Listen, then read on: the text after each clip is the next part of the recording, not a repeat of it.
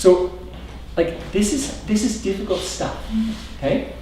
This is like this is a $15,000 event for 6 days to just focus on goals, basically. Americans are not Canadian. Yeah, so it's like $60 million, right?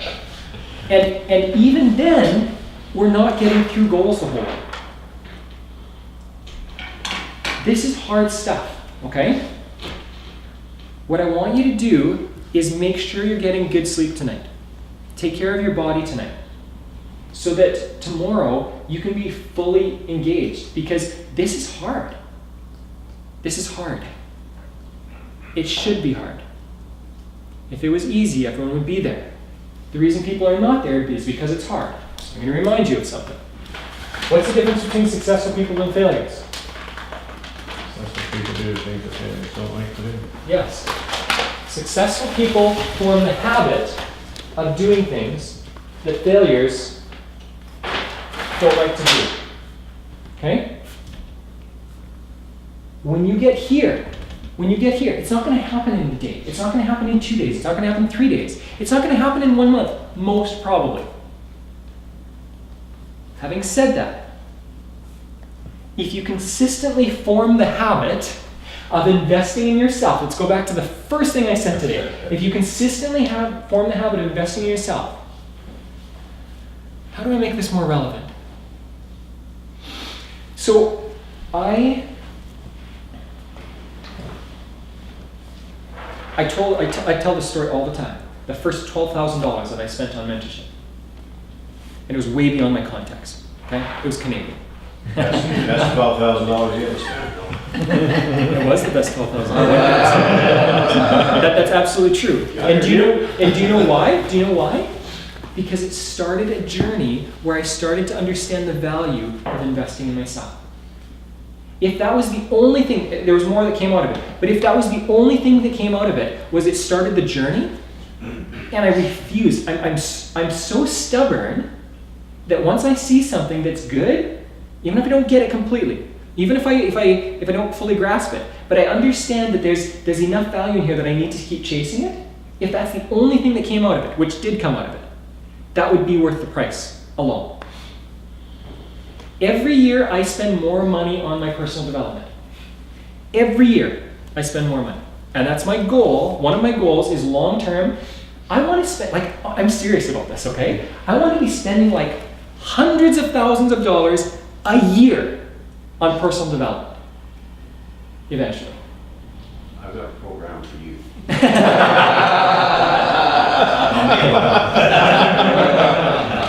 But Ken has good fiber for you. So Ken and I have talked about this. You and I are going to do this at some point, right? Oh, yeah. What is Tony Robbins' year-long mentorship program? This is about 120,000. American. Yeah, US. Okay, so like 160K or whatever it is, 160K for a year-long mentorship.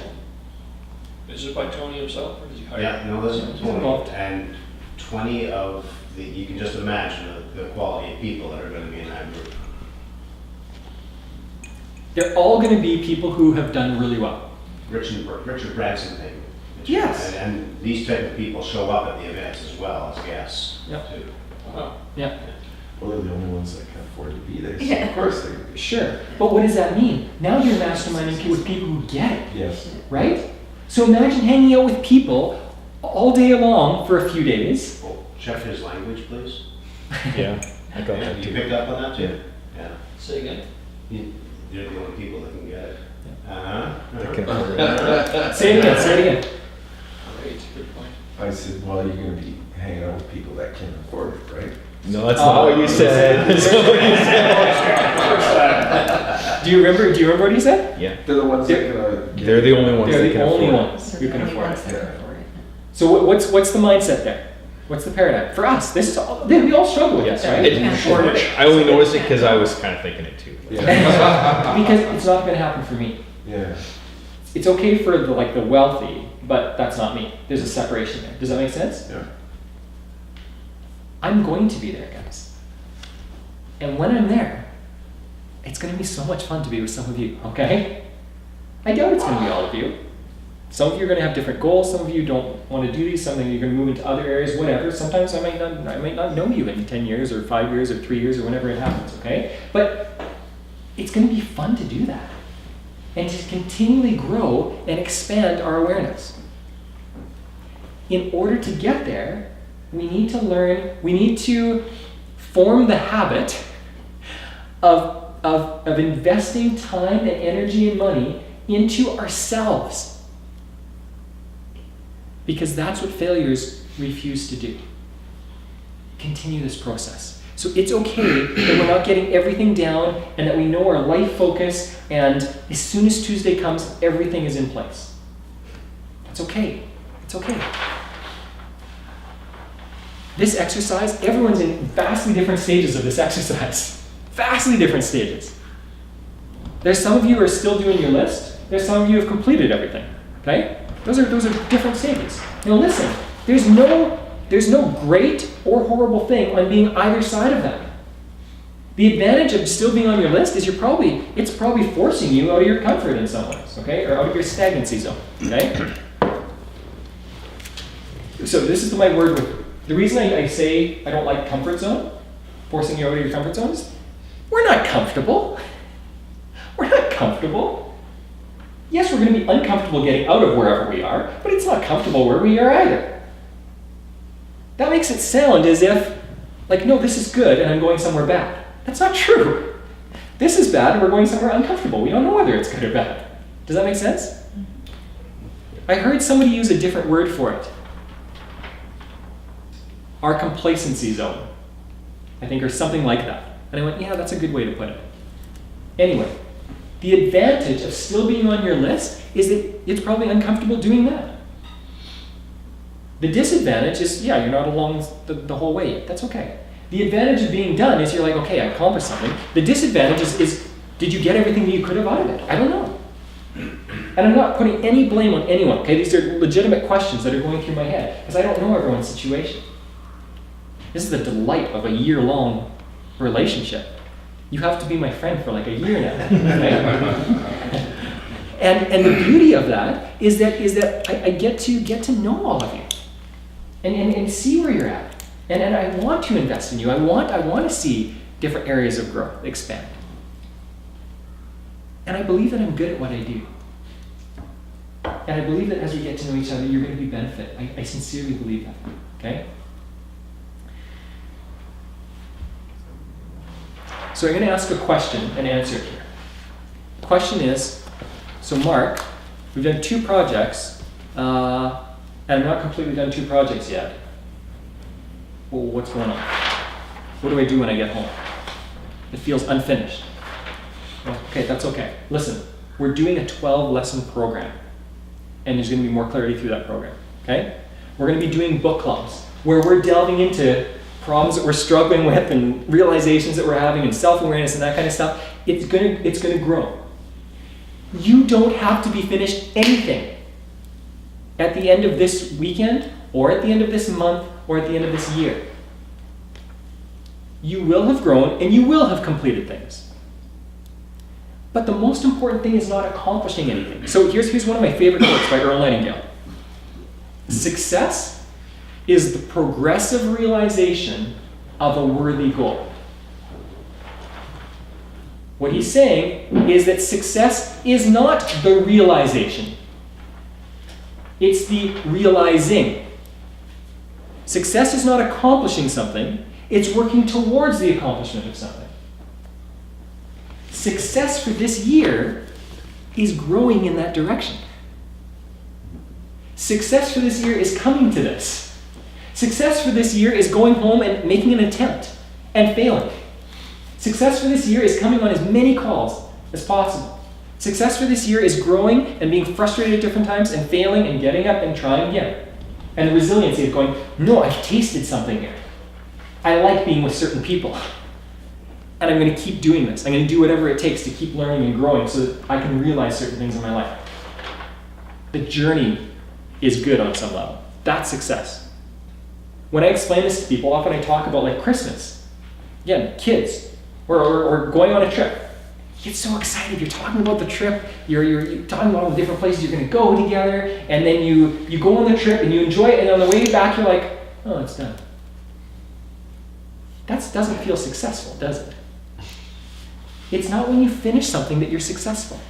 Humans are built, and Bob talked about this. Humans are built to strive after something, to grow into something, to work towards something. That's when we're at our best. Joseph, I remember talking to you back at the 5 Homes program. You were talking about kind of some health stuff and going like, this kind of stuff I love. When I'm growing, I don't seem to get as tired. I seem to be like, it seems to give me life. Well, yeah, when we're working towards something, that's what gives us life. So listen, I'm not going to say I don't care, because I do. That's not the biggest deal to me, is whether you finish everything this weekend or not, okay? I believe that you're going to get enough. We're going to keep it slow enough that we're going to not jam-pack you with information. We're going to do that. At the same time, it's okay if you don't finish everything, okay? Go and keep this percolating. Set the timer on your what is that called? What is the appliance that you in the kitchen that you crock pot? Put it on put it on 12-month slow broil, okay, or slow whatever, slow cook. That's what you want to do. Keep this stuff just bubbling away at the right temperature. Just at the right temperature, so you don't lose everything, but it's just becoming tastier, okay? All the flavors are just melding all the more. Because if you do that, you're going to get exactly what you need out of this. Okay, let's go into the last thing. 5 o'clock we got to take off, you said? Yeah. So we've got 35 minutes. Let me think for a second, okay? Because I want to decide on whether we're going to go forward with something or whether we want to cover something else. Oh, it's a van trip, like 45 minutes. What's that? 45 minutes in the van. We're not all in one van though. Are we? We're not all in one van. Yeah, that was what I was going to say. You should have bought a Huttery van. I gave up that race. I tried to rent a bigger van. My cousin's could. I've got cousins Should that have are borrowed from a bus. southwestern Saskatchewan, and they tour a lot, they sing, Yeah. and they bought an old bus and just converted it, Yeah. and they live on the bus. They can drive like 24/7 in a direction and just take turns and live on the bus. That's not appealing to me. It's appealing to them. It's appealing. We all have different goals, right? Yeah. We all have different goals. Okay, so I'm going to brainstorm a little bit on on some type goals.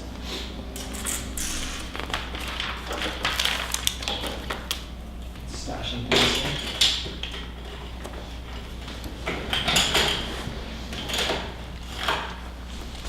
Okay.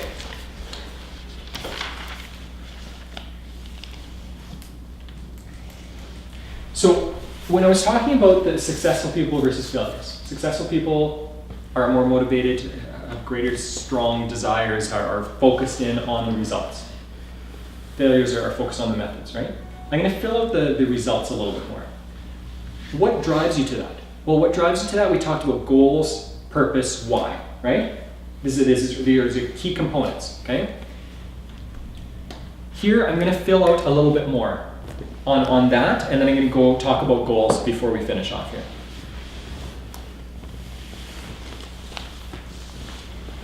So your purpose, your purpose, your why, your goals, whatever word you want. If you want to use another word that works better for you, use a different word. I'm not caught up on words, okay? Well, I am caught up on my own words, but I mean, use your own words. Everything that you're doing, all the exercises here, they must be, one, it must be emotional. Why? So I'm going to ask this question. This is the skill testing question from this morning, okay? You get 10 points if you get it right. If you lose, you lose 5 points, okay? There's big stakes here. What can you trade the points in for? Nothing. I taught in another life. I taught in another country, and even in university, I learned that if you give points to people, they get really excited. Oh, yeah. So like I would play a game on the board just to give people a break sometimes and be like, the winner gets 5,000 points. And everyone would be like, by vibrating, I'm so excited about points, right? Virtual currency. Yeah, it's the same as 1 point, I think, whatever. Okay, so 10 points. No, 10,000 points. I won't do it for less than 10 million. That's the bonus question. Why do goals, why does purpose, why does your why need to be emotional? It's in your subconscious, yeah. Okay, so explain that more to me. Why does it need to be fixated in the subconscious? How is that going to help you? Limbic overpowers conscious. Yes, so your subconscious is always more powerful than your conscious mind. Your emotional brain is always going to be stronger than your thinking brain, okay? It's going to overrule it, right? What else? I need more connections. You need the emotional to connect with your rational so that you can reach your goals. Okay, yeah, so the connection needs to be made there to reach them. So basically you need to bring both brains together in some different ways, right? Yeah, you've got to be in agreement. What else? Creates desire. Yes, so now we're coming into motivation, into desire. How many people have motivation in life? Want more Motivation towards your goals. I'll take that. Yeah. Everyone I talk to on a daily basis goes, I'm just not motivated. As if like, oh, there's this thing that could become, like if only I lived on Mars. But Well, it's a tablet. it's not accessible to me, right? Yeah. But in the end, motivation is fostered. What are you going to We'll say? make a fortune, we'll bottle it. Yeah, if we could, right? The tablets are. That's what I'm giving you advertising, guys. right? Yeah. Motivation, moto tablets. Motivation is a skill. It can be fostered. It's a skill that you can grow. If you want to know how to grow motivation, this is what we're doing today. Get emotional about the things you want. Not emotional scared, emotional excited. And the more you get emotional about those items, the more connections you make there, the more the motivational part of your brain connects with the emotional part of your brain, and you move in the direction that you want. Okay? I'm going to go back. So in Calgary, I went through a. You remember the crazy cycle that I talked about? It's really impactful, right? No. So I had past results at the top, and then I had like beliefs, paradigms, and then I had habits or emotions, sorry. And then I had habits or patterns. This is going to come back to the same first question I asked you guys to go off and do, right? Patterns, behavior, and you get more of the same. So this is the example I talked about. I talked about school and how I was told in grade 2 that I was mentally retarded. You remember that? So I was told in grade 2 that I was mentally retarded. And I had bad test results, okay? So I've got a combination of an authoritative figure telling me what the test results mean and having these experienced test results. So I've got poor results and I'm told I'm mentally retarded and it's gotta be true, right? So I have this belief that I'm bad at school on some level. I doubt I ever believed I was mentally retarded. I doubt that, okay? I was a confident little kid in that way. But definitely I questioned myself, definitely I questioned my worth, definitely I questioned myself. In those ways, I was not confident. But I was confident that I could get away with stuff, so I knew I was smart on some level. So beliefs and paradigms. This formed a belief and paradigm in me, where I said there's something wrong with me. Not I'm mentally retarded, but there's something wrong with me. Now, I attached that mental wrongness to school. So again, our limbic system, our emotional brain is not too intelligent. It just makes connections. Doesn't matter if they're accurate or not, it just makes connections. My emotions attached to school were what? Negative. Like? Give me examples. Excitement? Keep going, yeah. Yeah. Avoidance. Hatred. What's that? Avoidance. Avoidance. Fear. Frustration. You name it, right? Now, if I don't believe I'm good at school, and every time I think about school, my brain's going, that is not a safe place. Run away, right? Then what am I going to do? Am I going to work hard at school? Am I going to study for exams? Am I going to invest in myself? Am I going to bring home report cards? Am I going to... No, everything, all of my behavior was motivated by all of this stuff. So, did I get any better grades later on? Not a chance. Now, the cycle that you want to have to get new results is not change your habit. It's not change your habit. It's not change your behavior. And yet it is. But the habit, the reason you don't focus on the habit at first is because it's the symptom. It's not the cause. It's like me walking past, staying with Ken for a week, and every time I pass this, I bash my shin against this, okay? Every single time, okay? And I keep taking Tylenol because I've got this, my battered shin, it's bloody, I've got bandages on it, I'm taking Tylenol, okay? And people go, Mark, you just gotta take more Tylenol. Your leg is destroyed. Or stop coming to Ken's house. Or stop coming to Ken's house, right? Yeah, we make these conclusions that are crazy, right? And I go, Oh, you can sue him. that, and those, you have to sue me. And those things have nothing to do with my problem. What's my problem? The coffee table. My problem is maybe that I just need to walk around this way instead of this way, right? I need to change something else. And what you need to change is not your habits. Yes, you do need to change your habits. But that's not where you need to focus initially. It's not more Tylenol. It's not more bandages. It's not going to Ken's house. That's not the problem. Sure. Identify the problem. When you say you don't need to change your habits will change automatically when you change the deeper root. Exactly. I think that's there's just that little missing. Right. Then and so I'll say it again with after Ken has just said what he said, okay? You don't need to change your habits, but you need to change your habits. Okay? Yes. Did you remember the video in Calgary with the girl with the nail in her head? Remember? And I said, what does she need? And everyone said, she needs the nail removed, right? That's what you said. Almost everyone. I heard that from lots of different people. Okay? And that's not what she needed. She needed to be heard.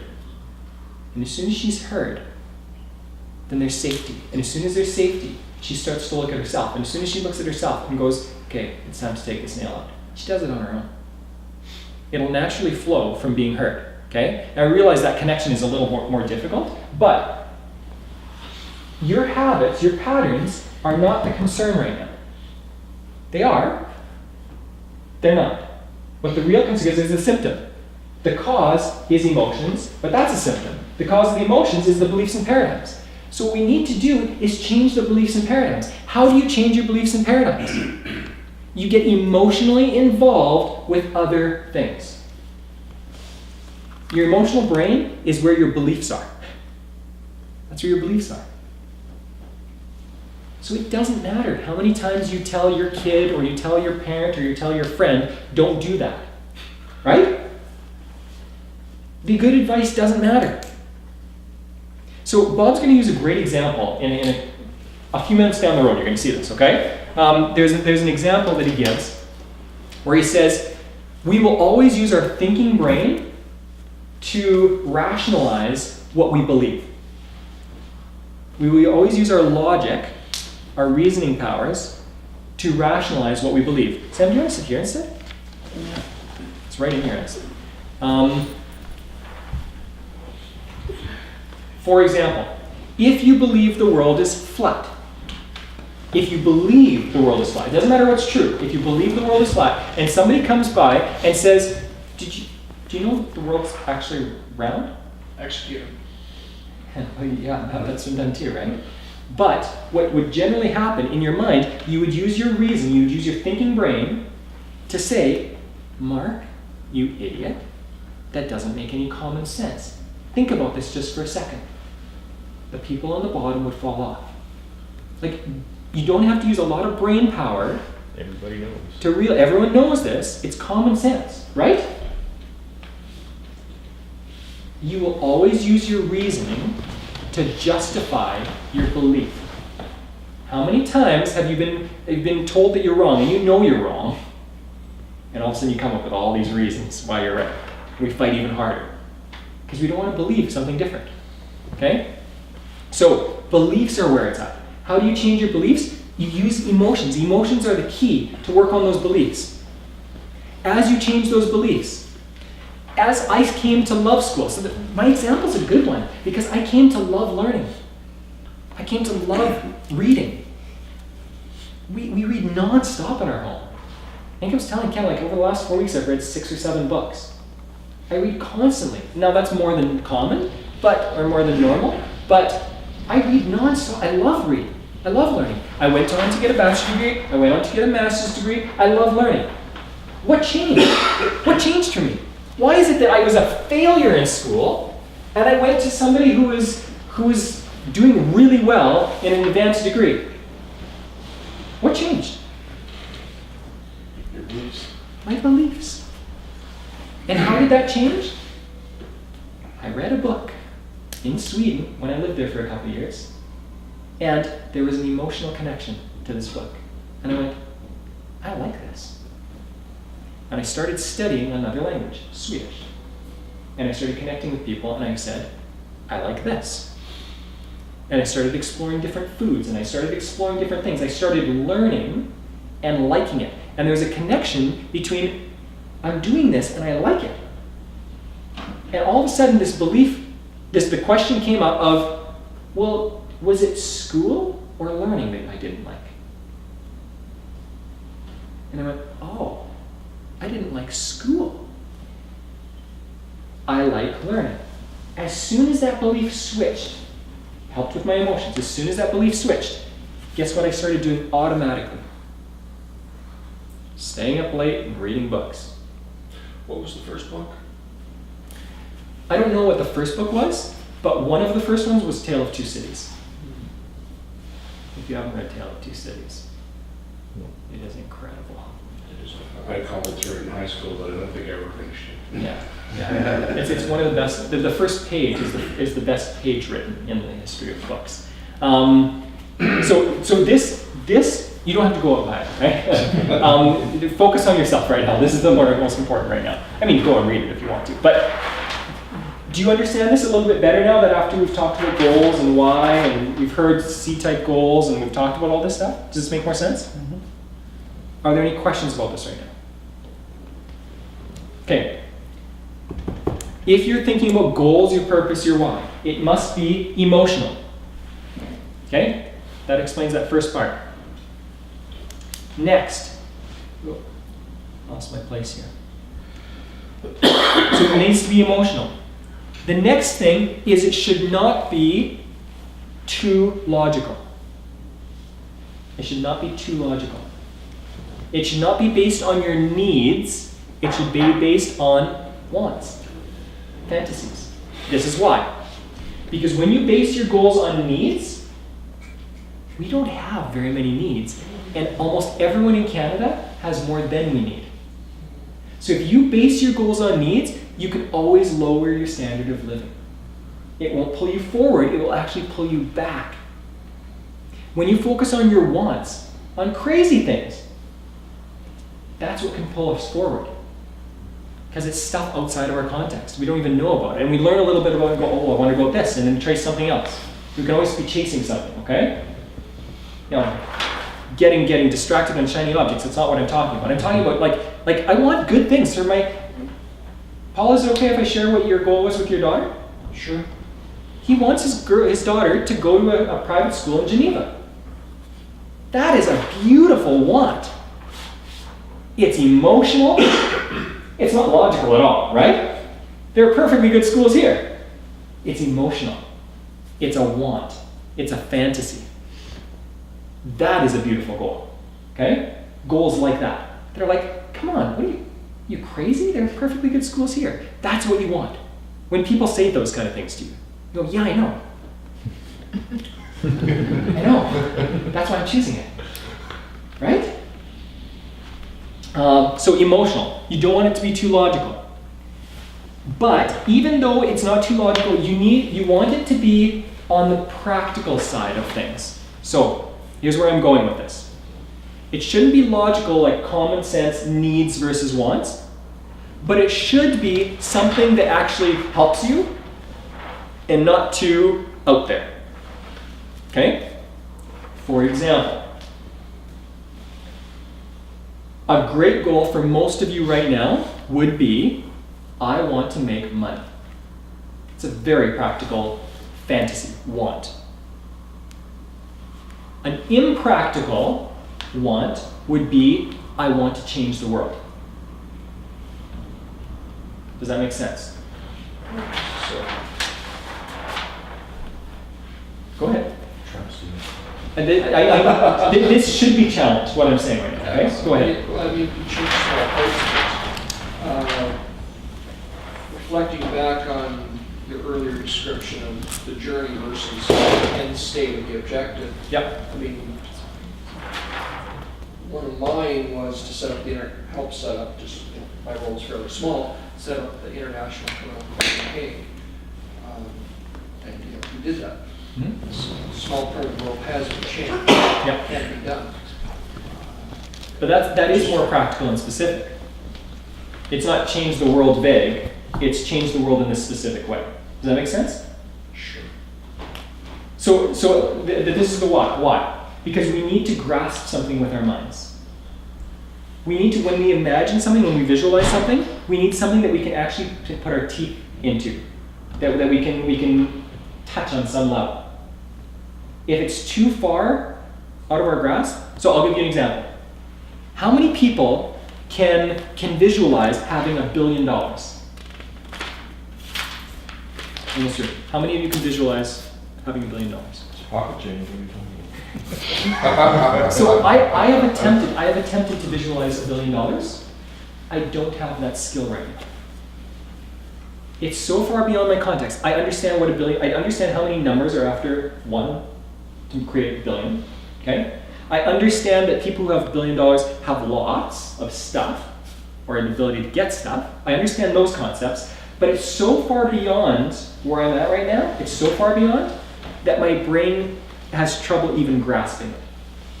I can grasp $500 million a year, I can grasp $1 million a year, I can get into like 5, 10, 40, 60, $80 million, I can get into those areas and still understand them on the level, but $1 billion is beyond me. So for me, $1 billion is impractical. It's not practical for my brain to grasp. Sorry, I'm still a couple subjects behind you. Go ahead. Back to changing the world. I mean, to attain that objective, Yeah. that was the goal. That was the why. Yeah. So to say that it's not a realistic why may not necessarily be. So I'm going to agree with Paul, in that, you can. That's the second time in 10 years. I know. Take note. But the girl in Pakistan or whatever who was shot in the head, Yeah. she's changing the world. She's having an impact on the world. Yeah. There are individuals who have had an impact on the world. Mhm. So I just think that I think that's where you're going, is that a person can have, Or we all can, because it's a Yeah, collective yeah. effect. yeah. She wouldn't succeed without the backup of so But I many think- people. But I think to Mark's point is, the whole point here is if your subconscious mind doesn't believe it can be achieved, then it's not gonna happen. Yeah. It has to be believable by yourself. Mhm. And $1 billion for Mark, $1 billion, his subconscious can't wrap his head around that. Mhm. But Not yet. $1 million, yes. Not yet. Okay, not yet, exactly. And there's also the practical side of things too, like we talked about, if I want to be an NHL hockey player, that's just not gonna happen at this point in my life. That's just not practical. Never was practical for the smart asses in the room, but anyways. Let me get to you for that one. But it has to be practical, but it has to be a stretch. Is that a better way of Yeah, thinking that? okay, so as you're talking, I might be using the wrong words here. Because the point I'm making, it has to be grasped. I'm not saying people haven't changed the world. People have changed the world. But where they started, where their motivation came from, where their why came from, was something that meant something to them, not just for other people. So Andrew and I just had a conversation. I won't go into it very much, but Andrew's got some dreams of making a difference in the world, okay? My challenge to him was not that those aren't beautiful dreams. My challenge to him is that if he actually discovers his why, which we kind of did, not completely, but we're getting there, was as we got there, we realized that it was actually very personal. It was actually on a very personal level, what does this mean to me on some level? And a why needs to come back to you, because that's what will hit us emotionally. You might get emotional about changing the world. That idea is always going to be a disconnect unless you understand what it means to you. So for example, there's this girl, Masala, Malala. what? Malala. Malala. For her, there was a lot of practical stuff in there, right? She didn't want to change the world. That was never her goal. Her goal was to change education for a few girls, okay? And the people who typically do change the world don't start off with the dream of changing the world. They start off with the very strong why specifically. And so what I'm saying is not that it's wrong to go there. Focus on the practical. Focus on what difference it makes for you. Focus on what you can understand from your subconscious mind. And as you do that, your dreams will get bigger. Okay? So, I'm going to go over this again, just to make sure we're as we take off, it's in the we're getting the right thing. We've got 10 minutes. Okay, so it needs to be emotional, not too logical, but it should be practical on some level. It should be something that we can grasp. It needs to matter to us, not we like to help people matter to us, but like it puts money in my pocket matter to us. It helps my daughter, or helps my son, or helps me matter to us. That's a really important point in this, okay? Once we feel completely safe